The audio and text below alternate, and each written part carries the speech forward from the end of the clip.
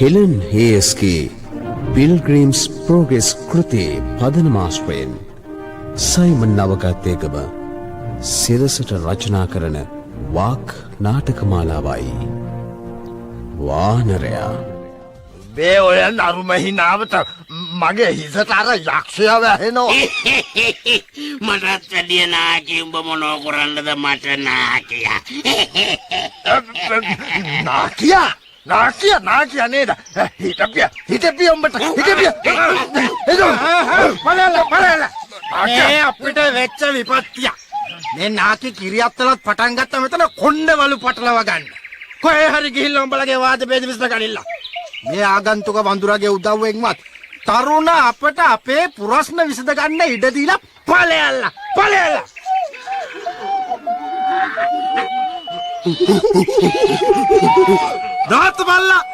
නවත්ත බල්ලා ගෝසාව. බල හොඳටම දන්නවා මම මහ පොළොව හරහා දිග ගමනක් යන්න පිටත් වෙච්ච කෙනෙක් විත්තිය. මගේ මහීකාන්තා අම්මගේ අනුශාසනාව හින්දා මෙතන නැවතුණා උඹලට පුළුවන් උදව්වක් වෙලා යන්න. දැන් මොකද වෙලා තියෙන්නේ? කියා බල්ලා. දැන් මොකද වෙලා තියෙන්නේ? මේ ඔව් දැන් මොකද වෙලා තියෙන්නේ? ඔව් මොකද වෙලා තියෙන්නේ? ඔව් වෙලා තියෙන්නේ වානරයට යකා නැගලා. අන්න හරි. වානරයට යකා නැගලා. ඔව්. යකා නැගලා හින්දා ගහන අර කුළුමීමව කරකවලා ගලේ ගැහුවාගේ ගහන උඹලා ගලේ.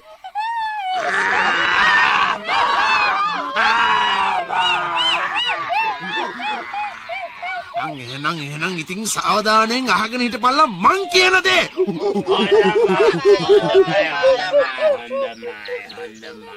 මගේ හිතට වරින් වර ආව මේ විසඳුම. නමුත් උඹලගේ අනම්මනම් නම් පතන් කරච්චල හින්දා හැම වෙලාවෙම මගේ හිතට අමතක වුණා. නැවතත් අමතක වුණා.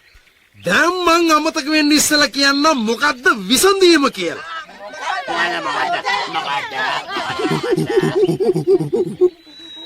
දැන් ඔය කුළුමී මගේ ඇස් දෙක අන්ධ උනේ ගරුණ නාගයාගේ කටින් පිට වෙන්න විසජාලා වැදිලා කියලා කීවනේ.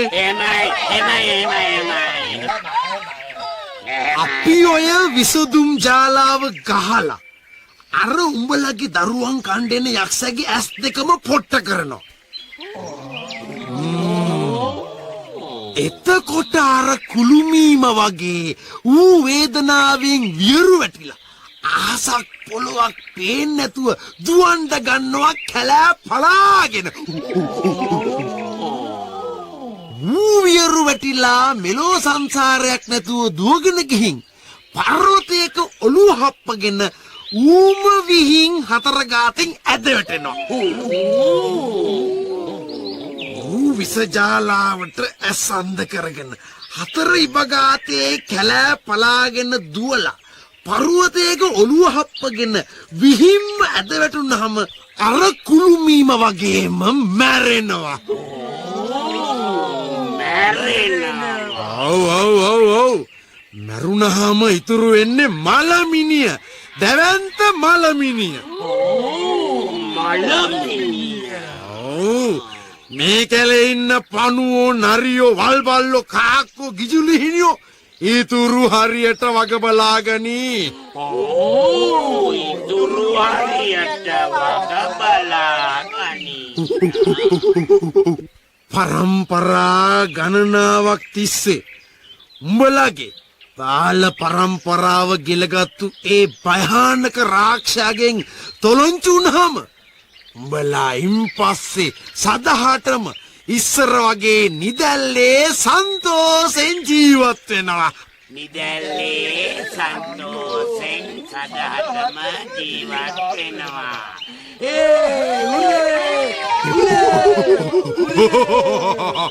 උඹලා සන්තෝෂෙන් නිදැල්ලේ සදහටම ජීවත් වෙනවා.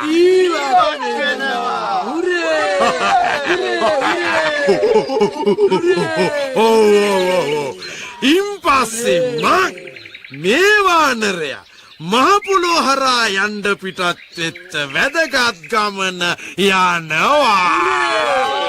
වානරයා පිටත් වෙච්චි වැදගත් ගමන යනවා.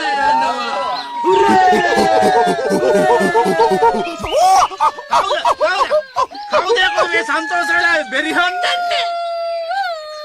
ඒක තමයි මොකේද උලලේ ඉන්න කාගේ කාලකන්ණි විලාප ගහන්නේ මේ අර ගැබ්බර වැඳිරියක් කනේ.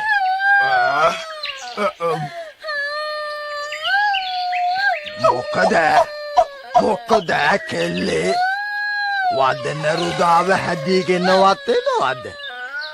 නවත්තාපන්කෝ යාලෝ ඇදියාව මේ සන්තෝෂ වෙලාවේ. පැටිය බිහි කොරන්ද විලිරුදාව නම් ඒකත් සුබ දෙයක් නේ. මේ වාසනාවන්ත වෙලාවේ දරුවා බිහි වුණොත් මෙතෙක් කාල කන්නි වෙලා හිටපු රැහැටම වාසනාවන්තම දරු පැටියෙක් නේ.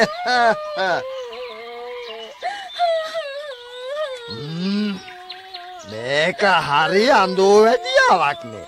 මිනිහා මැරිච්ච ගෑණියෙක් වගේ යන්නේ. අනේ මැරිලා නම් කමක් නෑ. මේ අසට ඉන්නේ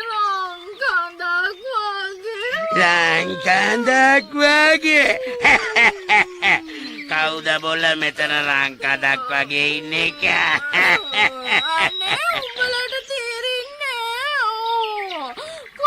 කොළු පාටුනොත් දුඹුරු පාටුනොත් මගේ ඔළුව වලින් මත් කරලා හඳ මන්ද කරපු මගේ වානර රාජා. එහෙම කියමුකෝ. තේරෙනවා. අර උනා පුළුවට උගේ මැටියා මැනිකක් කියලා කියනවා වගේ වැඳිරියෙකුටත් ඒකිගේ කා මැනිකක්ලු. ඉතින් මේ උසට උසේ මහතට මහතේ කාලවර්ණ පර්වතයක් වගේ උඹේ මැනික මේ ඉන්නේ. මොකද විලාප ගහන්නේ? අනේ උඹලා තේරුම් ගත්තේ නෑ. මේ ඉතින් උඩ මේ ඔය නරුම වඳුරෝ නවත්තපන් උඹේ හැක්කාව. මේකට හොත දාන්න නැතුව හිටපන්. දැන් කියපන් කියන්නේ. අයි බොලේ මං ඇහුවේ. කට වහගන්න. මොකද බොලේ මේ ඇයි මේ රැහේ පුරස්ත වෙලාවේදී මටත් අයිතියක් නැද්ද කතා කරන්න? පුරස්තහන්ද දැනමැති කන්දෙන්ද? මොකද මට විතරක්? උඹ විතරක් කට වහගෙන හිටපන්.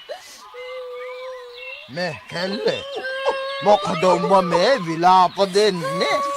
මේ රැහැටම බොහෝම කාලයකට පස්සේ සන්තෝෂ දවසේ.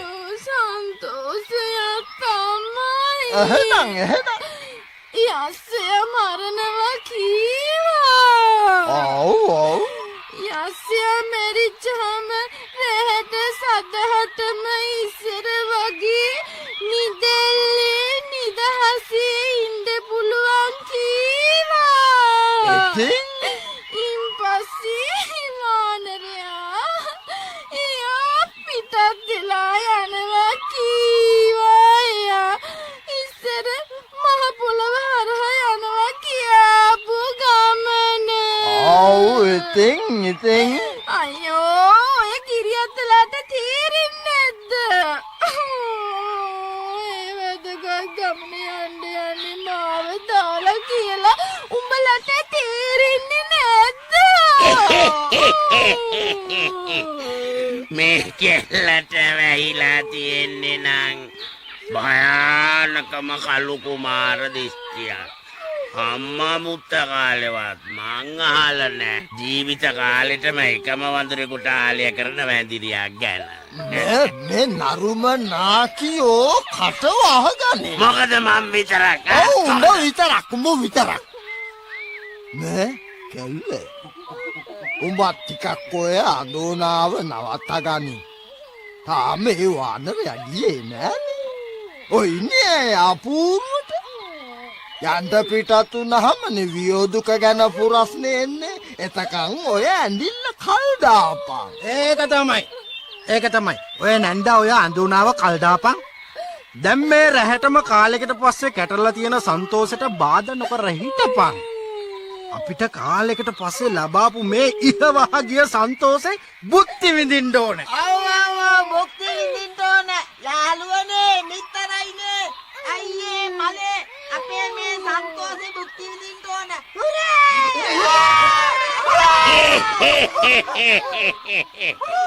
මොනවද උඹලා බුද්ධි විඳින්නේ? බුද්ධි විඳින්නේ පරම්පරාවක්ම විඳපු මරණ බයෙන් අපි නිදහස් වුණ හින්දා. මොන මරණ බයෙන්ද? යක්ෂයාගේ මරණ බය. ඉතින් ඒ යක්ෂයා තාම මැරිලා නෑනේ. මැරිලා නෑ කියන්නේ ඒ භයානක යක්ෂයා තවම ජීවත්ව ඉන්නවා කියන එක. යක්ෂයා තවම ජීවත් වෙනවා කියන්නේ මරණ බයෙන් තවම උඹලා නිදහස් වෙලා නෑ කියන එක. නවත්තපන් උඹේ. නරුම විදියට කීවත් වගේ ඇත්තට මේ භයානක යක්ෂයා තවම ඉන්නවනේ. ඇත්තටම යක්ෂයා තාම ඉන්නවනේ. උඹ කට පියාගෙන හිටපන්. මේක හරි වැඩන්නේ අකෝ. ඇත්ත පහදලා දීලා. ඇත්ත පහදලා දුන්නා වෙන්න පුළුවන්. ඒත් ඔය හැකර කට වහගෙන හිටපන්. කට අනේ වානරෝ නැහැ. අපේ ගැටවරයෝ හුරේ දමන්ට ගත්ත කල් වැඩි නේද? ඒ යක්ෂයා තාම ඉන්නවනේ. ඇයි කතා නොකරන්නේ?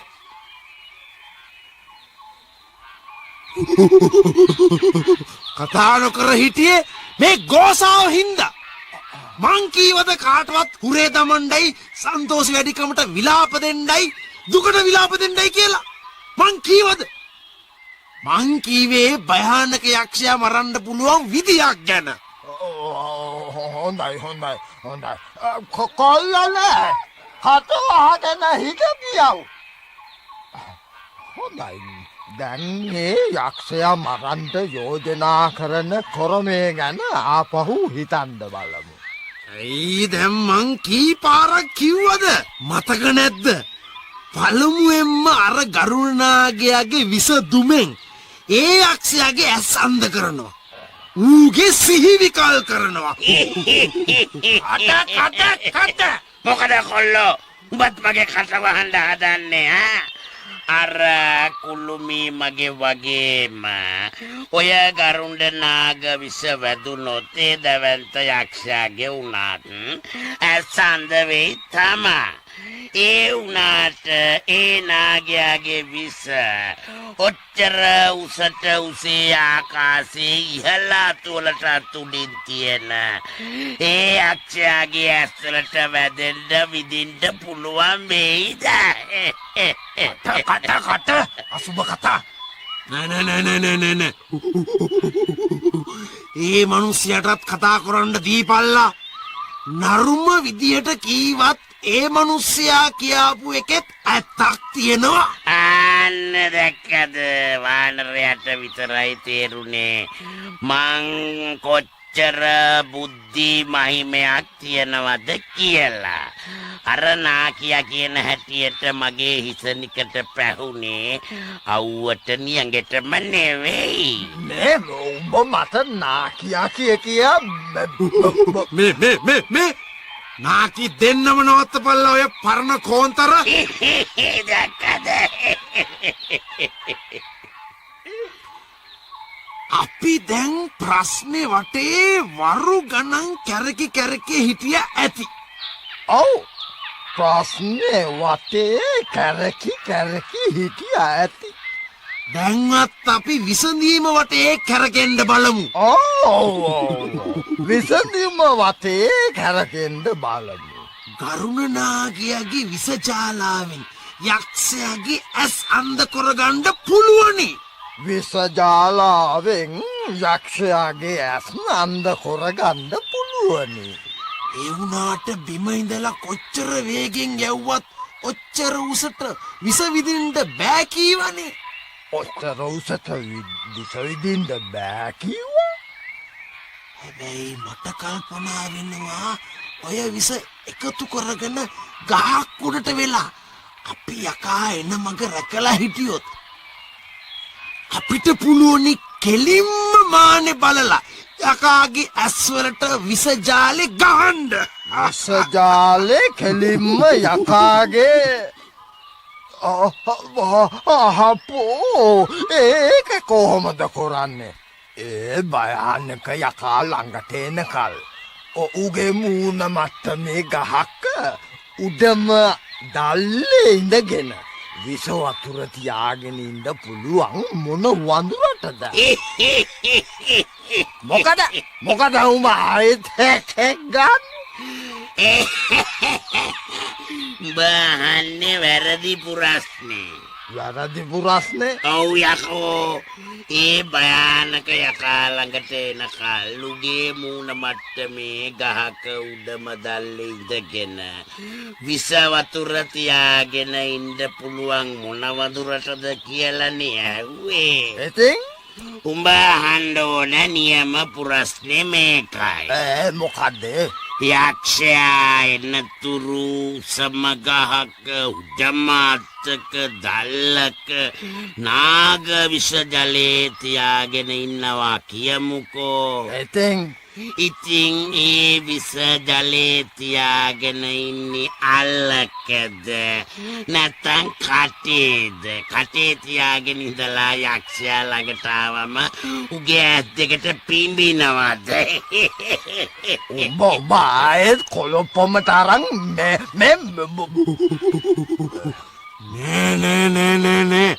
ඒ මිනිස්සයා හරි කිව්වත් වගේ විසක් අල්ලේ කටේ තියාගෙන ඉන්න බෑනේ.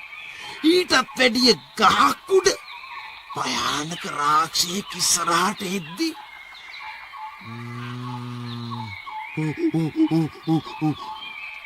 හරි අපි මොකක් හරි වාජනයක විස ජලයේ පුරවගෙන තියාගෙන හිටිය හැකි. හරි වානරුන් නැහැ.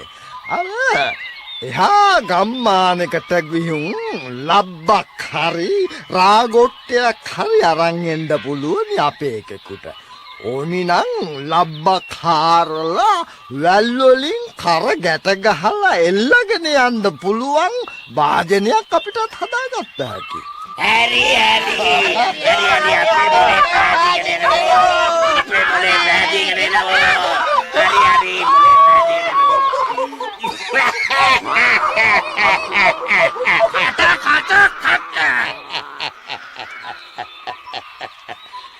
කටවාගන්න ඕනේ කියපන්. දැක්කද මේ වානරුන් හැට විතරයි තේරෙන්නේ. මං අහන්නේ මේකයි. ලබු කැටයක් විස ජලයෙන් පුරවගෙන එල්ලගෙන උසම ගහේ උසමාත් ඉන්නවා කියමු. යක්ෂයා ලං වෙච්ච ගමන් උගේ ඇස්වලට ගහන්ට දැන් කවුද මෙතනින් අයගෙන් ඔය වැඩේ කරන්නේ? ආන්න පුළුවන් ඔය යක්ෂයාගේ මුණ වෙනකල් අත්තක ළඟ බලා ඉන්න. මගේ අතපය පන නැතුව ලබ්බ ගහපාමුලට වැටේ ඔය යකාගේ තදි රතු පාට ඇස් දෙක ඈත තියාම දැකපු ගම.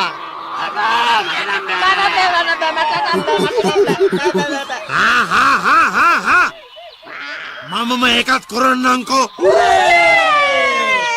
ඒකත් අපේ වානරුන්ට එහෙම කරනවලු. වානරුන් නැහැ කරනවා. බලාපල්ලා හොඳට වානරුන් නැහැ දිහා. අලියෙක් දෙන්නෙක් එකට පැටෙව්වා වාගේ විශාල. ඉතින් එයාට ලේසියෙන් නාග කරුණට විස කල දෙකක් උනාත් උස්සගෙන ගහට නගින්න පුළුවන් තමයි. ඒ වුණාට ඕනෑම දැවැන්ත ගහක් ඉදිරිගෙන දඩස් ගාලා බිමට වැටෙයි. මේ යෝධවානරුන් නැගේ බරට ගහ මුදුන ඉහළමත් ඉහළම දැල්ලට නගින්නත් ඉච්චරයි. ඒකත් ඇත්ත. ඒකට මොකද කරන්නේ? හරි. හරි. මට කල්පනාවක් ආවා. මට පුළුවනි විස ජලයේ පුරවපු ලබ්බත් තරම් අර කඳු වැටියේ හැංගිලා ඉඳලා යක්ෂයා යා පැත්තෙන් ළඟට එනකල් ඉඳලා එක පාරටම කඳු මුදුනට නැගලා විස ලබ්බ උස්සලා ඒකගේ මූණ පුරා වැක්කරෙන්න ගසා හෙලන්න. අපේ වානර රාජයාට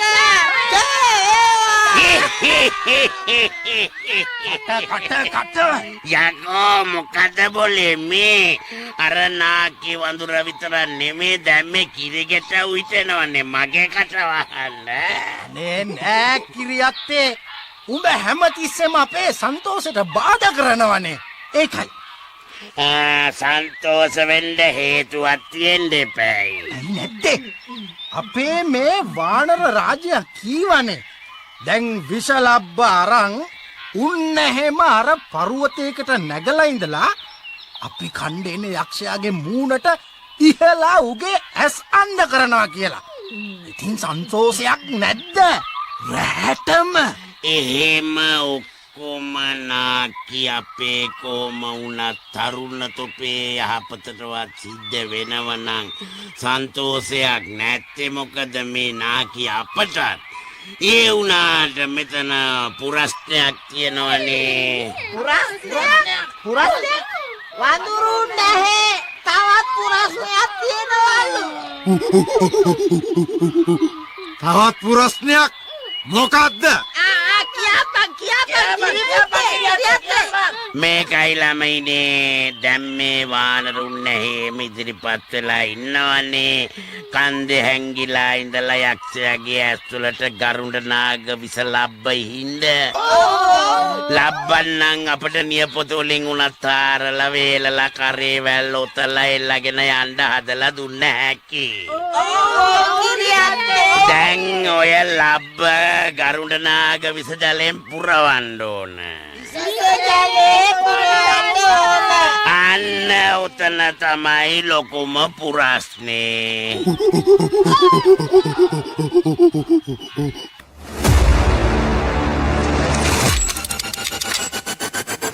වානරයා